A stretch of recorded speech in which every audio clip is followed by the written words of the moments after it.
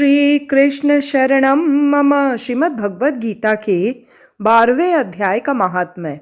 श्री महादेव जी कहते हैं, पार्वती, दक्षिण दिशा में कोल्हापुर नामक एक नगर है जो सब प्रकार के सुखों का आधार, सिद्ध महात्माओं का निवास स्थान तथा सिद्धि प्राप्ति का क्षेत्र है। वह पराशक्ति भगवती लक्ष्मी का प्रधान पीठ है। संपूर्ण देवता उसका सेवन करते हैं। वह पुराण प्रसिद्ध तीर्थ, भोग एवं मोक्ष प्रदान करने वाला है। वहाँ करोड़ों तीर्थ और शिवलिंग है। रुद्र गया भी वहीं है। वह विशाल नगर लोगों में बहुत विख्यात है। एक दिन कोई युवक पुरुष उस नगर में आया। वह कहीं का राजकुमार था। उसके शरीर का रंग गोरा, नेत्र सुंदर, ग्रीवा शंख के समान, कंधे मोटे, छाती चौड़ी तथा भुजाएं बड़ी बड़ी थी। नगर में प्रवेश करके सब ओर महलों की शोभा निहारता हुआ वह देवेश्वरी महालक्ष्मी के दर्शनार्थ उत्कंठित हो मणिकंठ तीर्थ में गया और वहां स्नान करके उसने पितरों का तर्पण किया। फिर महामाया महालक्ष्मी जी को प्रणाम करके भक्ति पूर्वक स्तवन करना आरंभ किया। राजकुमार बोला, जिसके हृदय में असीम दया भरी हुई है, जो समस्त कामनाओं को देती तथा अपने कटाक्ष मात्र से सारे जगत की सृष्टि, पालन और संहार करती है, उस जगन माता महालक्ष्मी की जय हो। जिस शक्ति के सहारे उसी के आदेश के अनुसार परमेष्टि ब्रह्मा सृष्टि करते हैं, भगवान अच्युत जगत का पालन करते हैं तथा भगवान रुद्र अखिल विश्व का संहार करते हैं, उस सृष्टि, पालन और संहार की शक्ति से संपन्न भगवती पराशक्ति का मैं भजन करता हूँ। कमले, योगी जन तुम्हारे चरण कमलों का चिंतन करते हैं। कमलालय, तुम अपनी स्वाभाविक सत्ता से ही हमारे समस्त इंद्रिय गोचर विषयों को जानती हो। तुम्ही कल्पनाओं के समूह को तथा उसका संकल्प करने वाले मन को उत्पन्न करती हो। इच्छा शक्ति, ज्ञान शक्ति और क्रिया शक्ति, ये सब तुम्हारे ही रूप है। तुम परासंवित परम ज्ञान रूपिणी हो। तुम्हारा स्वरूप निष्कल, निर्मल, नित्य, निराकार, निरंजन, अंतरहित, आतंक शून्य, आलंबहीन तथा निरामय है। देवी, तुम्हारी महिमा का वर्णन करने में कौन समर्थ हो सकता है, जो षट चक्रों का भेदन करके अंतकरण के 12 स्थानों में विहार करती है। अनाहत, ध्वनि, बिंदु, नाद और कला, ये जिसके स्वरूप है, उस माता महालक्ष्मी को मैं प्रणाम करता हूँ। माता, तुम अपने मुख रूपी पूर्ण चंद्रमा से प्रकट होने वाली अमृत राशि को बहाया करती हो। तुम्ही परा, पश्यंती, मध्यमा और वैखरी नामक वाणी हो।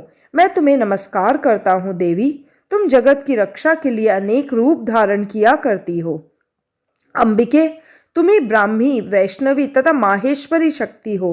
वाराही, महालक्ष्मी, नारसिंगी, ऐन्द्री, कौमारी, चंडिका, जगत को पवित्र करने वाली लक्ष्मी, जगन माता सावित्री, चंद्रकला तथा रोहिणी भी तुम ही हो। परमेश्वरी, तुम भक्तों का मनोरथ पूर्ण करने के लिए कल्पलता के समान हो।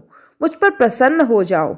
उसके इस प्रकार स्तुति करने पर भगवती महालक्ष्मी अपना साक्षात स्वरूप धारण करके बोली, राजकुमार, मैं तुमसे प्रसन्न हूँ। तुम कोई उत्तम वर मांगो। राजपुत्र बोला, माँ, मेरे पिता राजा बृहद्रथ अश्वमेध नामक महान यज्ञ का अनुष्ठान कर रहे थे। वे दैव योग से रोगग्रस्त होकर स्वर्गगामी हो गए। इसी बीच में यूप में बंधे हुए मेरे यज्ञ संबंधी घोड़े को, जो समूची पृथ्वी की परिक्रमा करके लौटा था, किसी ने रात्रि में बंधन काट कर कहीं अन्यत्र पहुंचा दिया। उसकी खोज में मैंने कुछ लोगों को भेजा था, किंतु वे कहीं भी उसका पता न पाकर जब खाली हाथ लौट आए हैं, तब मैं सब ऋत्विजों से आज्ञा लेकर तुम्हारी शरण में आया हूँ। देवी, यदि तुम मुझ पर प्रसन्न हो तो मेरे यज्ञ का घोड़ा मुझे मिल जाए, जिससे यज्ञ पूर्ण हो सके। तभी मैं अपने पिता महाराज का ऋण उतार सकूंगा। शरणागतों पर दया करने वाली जगत जननी लक्ष्मी, जिससे मेरा यज्ञ पूर्ण हो, वह उपाय करो। भगवती लक्ष्मी ने कहा, राजकुमार, मेरे मंदिर के दरवाजे पर एक ब्राह्मण रहते हैं, जो लोगों में सिद्ध समाधि के नाम से विख्यात है। वे मेरी आज्ञा से तुम्हारा सब काम पूरा कर देंगे। महालक्ष्मी के इस प्रकार कहने पर राजकुमार उस स्थान पर आए जहाँ सिद्ध समाधि रहते थे। उनके चरणों में प्रणाम करके राजकुमार चुपचाप हाथ जोड़ खड़े हो गए। तब ब्राह्मण ने कहा, तुम्हें माता जी ने यहाँ भेजा है। अच्छा देखो, अब मैं तुम्हारा सारा अभीष्ट कार्य सिद्ध करता हूँ।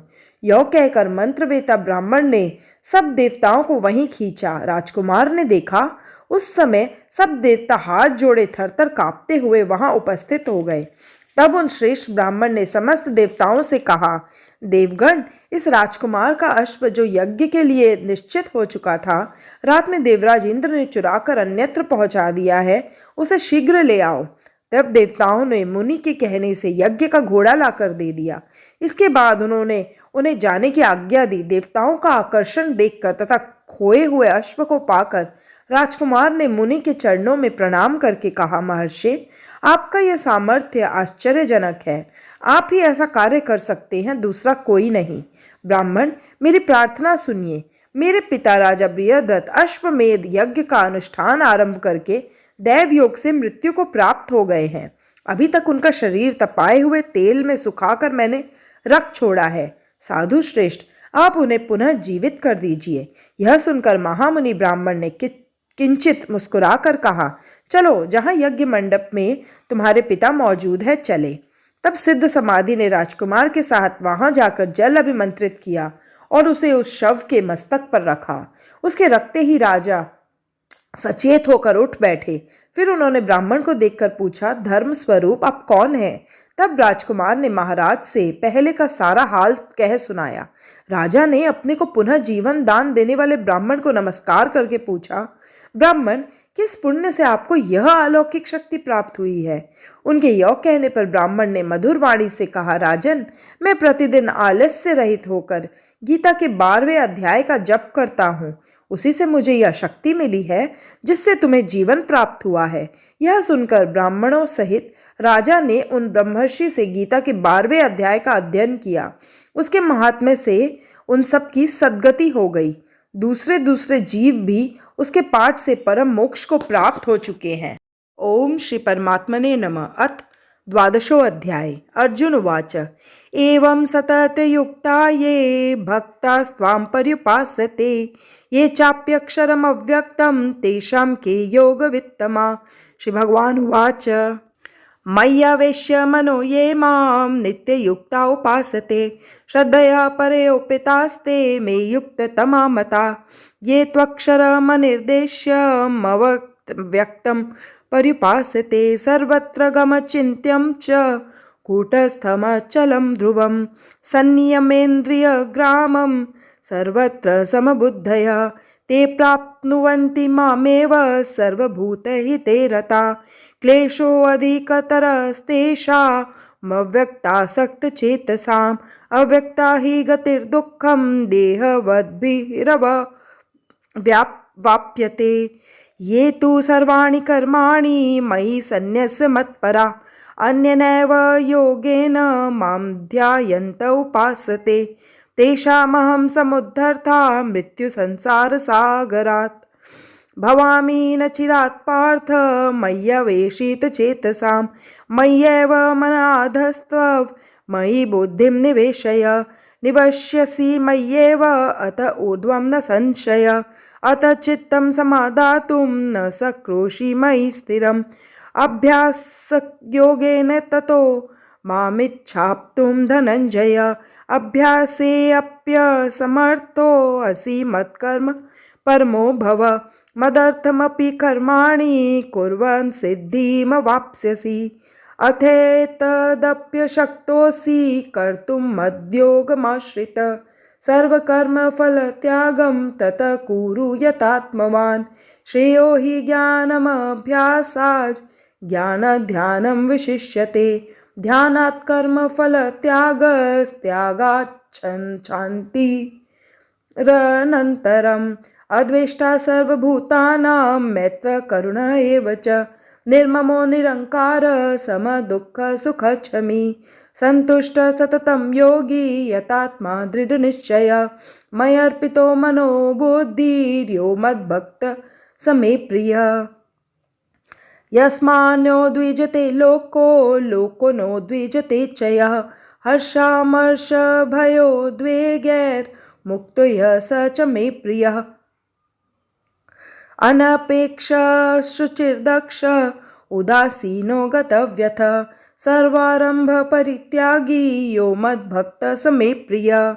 यो न हृष्यति न द्वेष्टि न शोचति न कांक्षति शुभाशुभ परित्यागी भक्तिमान्य स मे प्रिय सम शत्रौ च मित्रे च तथा मानापमानयो शीतोष्ण सुख दुःखेषु समसंग विवर्जित तुल्यनिन्दास्तुतिर्मौनी संतुष्टो येन केनचित् अनिकेत स्थिर मतिर्भक्तिमान् मे प्रियो नर ये तु धर्म्यामृतमिदं यथोक्तं पर्युपासते श्रद्धानां मत्परमा भक्तास्तेतीव मे प्रिया।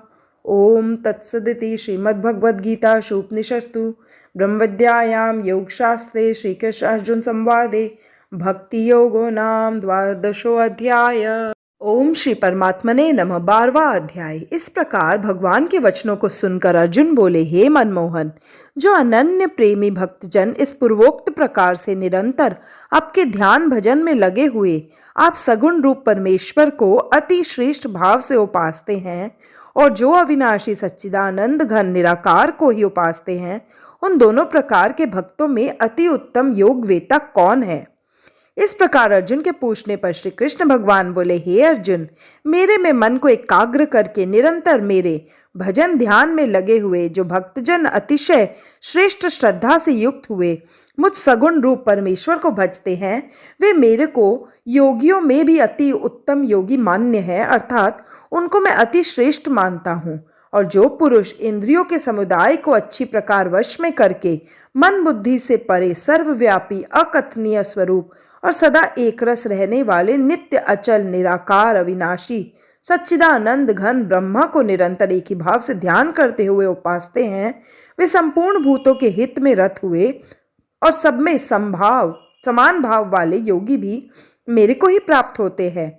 किंतु उन सच्चिदानंद घन निराकार ब्रह्म में आसक्त हुए चित्त वाले पुरुषों को के साधन में क्लेश अर्थात परिश्रम विशेष है, क्योंकि देहाभिमानियों से अव्यक्त विषय गति दुखपूर्वक प्राप्त की जाती है। अतः जब तक शरीर में अभिमान रहता है तब तक शुद्ध सच्चिदानंद घन निराकार ब्रह्म में स्थिति होनी कठिन है। और जो मेरे पारायण हुए भक्तजन संपूर्ण कर्मों को मेरे में अर्पण करके मुझ सगुण रूप परमेश्वर को ही तैल धारा के सदृश अनन्य ध्यान योग से निरंतर चिंतन करते हुए भजते हैं, हे अर्जुन, उन मेरे में चित्त को लगाने वाले प्रेमी भक्तों का मैं शीघ्र ही मृत्यु रूप संसार समुद्र से उद्धार करने वाला होता हूँ।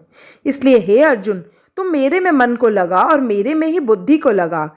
इसके उपरांत तुम मेरे में ही निवास करेगा, अर्थात मेरे को ही प्राप्त होगा, इसमें कुछ भी संशय नहीं है। यदि तुम मन को मेरे में अचल स्थापन करने के लिए समर्थ नहीं है तो हे अर्जुन, अभ्यास रूप योग के द्वारा मेरे को प्राप्त होने के लिए इच्छा कर। यदि तू ऊपर कहे हुए अभ्यास में भी असमर्थ है तो केवल मेरे लिए कर्म करने के ही परायण हो। इस प्रकार मेरे अर्थ कर्मों को करता हुआ भी मेरी प्राप्ति रूप सिद्धि को ही प्राप्त होगा। और यदि इसको भी करने के लिए असमर्थ है तो जीते हुए मन वाला और मेरी प्राप्ति रूप योग के शरण हुआ सब कर्मों के फल का मेरे लिए त्याग कर, क्योंकि मर्म को न जानकर किए हुए अभ्यास से परोक्ष ज्ञान श्रेष्ठ है और परोक्ष ज्ञान से मुझ परमेश्वर के स्वरूप का ध्यान श्रेष्ठ है, तथा ध्यान से भी सब कर्मों के फल का मेरे लिए त्याग करना श्रेष्ठ है और त्याग से तत्काल ही परम शांति होती है। इस प्रकार शांति को प्राप्त हुआ जो पुरुष सब भूतों में द्वेष भाव से रहित एवं स्वार्थ रहित, सबका प्रेमी और हेतु रहित दयालु है तथा ममता से रहित एवं अहंकार से रहित, सुख दुखों की प्राप्ति में सम और क्षमावान है, अर्थात अपराध करने वालों को भी अभय देने वाला है, तथा जो ध्यान योग में युक्त हुआ निरंतर लाभ हानि में संतुष्ट है तथा मन और इंद्रियों सहित शरीर को वश में किए हुए मेरे में दृढ़ निश्चय वाला है, वह मेरे में अर्पण किए हुए मन बुद्धि वाला मेरा भक्त मेरे को प्रिय है, जिससे कोई भी जीव उद्वेग को प्राप्त नहीं होता है और जो स्वयं भी किसी जीव से उद्वेग को प्राप्त नहीं होता है, तथा जो हर्ष अमहर्ष भय और उद्वेगादिकों से रहित है, वह भक्त मेरे को प्रिय है। जो पुरुष आकांक्षा से रहित तथा बाहर भीतर से शुद्ध और चतुर है, अतः जिस काम के लिए आया था उसको पूरा कर चुका है एवं पक्षपात से रहित और दुष्टों से छूटा हुआ है, वह सर्व आरंभों का त्यागी अर्थात मन वाणी और शरीर द्वारा प्रारब्ध से होने वाले संपूर्ण स्वाभाविक कर्मों में कर्तापन के अभिमान का त्यागी मेरा भक्त मेरे को प्रिय है, जो न कभी हर्षित होता है, न द्वेष करता है, न सोच करता है, न कामना करता है, तथा जो शुभ और अशुभ संपूर्ण कर्मों के फल का त्यागी है, वह भक्ति युक्त पुरुष मेरे को प्रिय है। जो पुरुष शत्रु मित्र में और मान अपमान में सम है तथा सर्दी गर्मी और सुख दुखादि द्वंद्वों में सम है और सब संसार में आसक्ति से रहित तथा जो निंदा स्तुति को समान समझने वाला और मननशील है, अर्थात ईश्वर के स्वरूप का निरंतर मनन करने वाला है, एवं जिस किस प्रकार से भी शरीर का निर्वाह होने में सदा ही संतुष्ट है और रहने के स्थान में ममता से रहित है, वह स्थिर बुद्धि वाला भक्तिमान पुरुष मेरे को प्रिय है। और जो मेरे परायण हुए, अर्थात मेरे को परम आश्रय और परम गति एवं सबका आत्मरूप और सबसे परे परम पूज्य समझकर विशुद्ध प्रेम से मेरी प्राप्ति के लिए तत्पर हुए श्रद्धायुक्त पुरुष इस ऊपर कहे हुए धर्ममय अमृत को निष्काम भाव से सेवन करते हैं, वे भक्त मेरे को अतिशय प्रिय है। इति श्रीमद् भगवद गीता रूपी उपनिषद एवं ब्रह्म विद्या तथा योग शास्त्र विषयक श्री कृष्ण और अर्जुन के संवाद में भक्ति योग नामक 12वां अध्याय। श्री कृष्ण शरणम मम।